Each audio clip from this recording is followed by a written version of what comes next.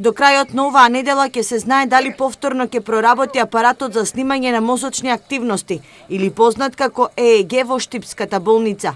Апаратот е во исправна функција, но речиси 3 месеци поради немање на соодветен стручен кадар тој не се користи, информираат од болницата.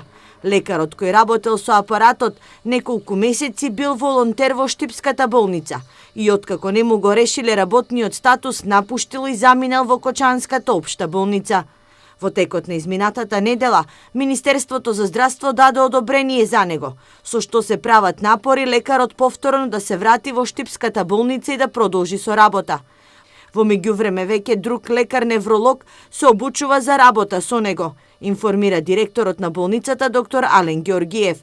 Во моментот Штипската болница има подпишано договори за работа со неколку професори и специјалисти од Скопје, меѓу кои 2 рентгенолози и 1 васкуларен хирург.